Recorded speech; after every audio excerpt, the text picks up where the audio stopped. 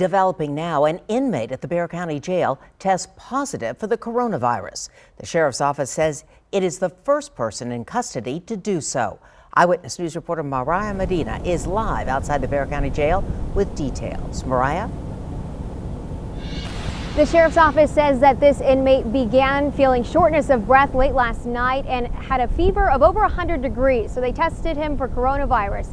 That test coming back positive. Now that brings a total to 3 detention deputies and now 1 inmate so far testing positive for the virus here at the Bexar County Jail. Now the Bexar County Sheriff's Office tells us that this inmate has been in custody since March 11th on a family violence charge. They're still working to determine how this inmate contracted the virus, but in the meantime they put 2 units where this inmate stayed on lockdown. Now they're also requesting testing for all inmates housed in those units. So the sheriff's office says none have displayed symptoms of the virus so far. Deputies who worked in those living units have also been placed on leave. Now moving forward, the sheriff's office says inmates will be required to wear surgical masks at all times. This inmate, who has not yet been identified, is currently being housed in a negative pressure cell at the jail. His current condition is unknown. Now I talked with Shelly Eklund, a representative from the Texas Inmate Families Association, which provides support to families who have loved ones who are incarcerated. She tells me families, of course, are very stressed by this pandemic and what it means for their loved ones who are behind bars.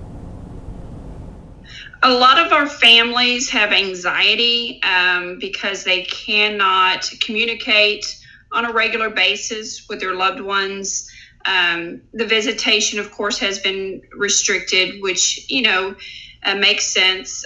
So there's a lot of anxiety and just stress on both parties versus, as far as the families and our loved ones. Eklund says the organization holds weekly meetings for families navigating through this stressful time. You can learn more about that on their website. That's tifa.org. And the sheriff previously warned that this facility could be an incubator for the virus. That's why he pushed for the release of non-violent individuals that are being held here. Today, he said that there are 3,024 inmates. That's down 1,000 inmates from the number that they reported to the Texas Commission on Jail Standards early last month. Reporting live outside of the Bexar County Jail, Mariah Medina, KENS 5 Eyewitness News.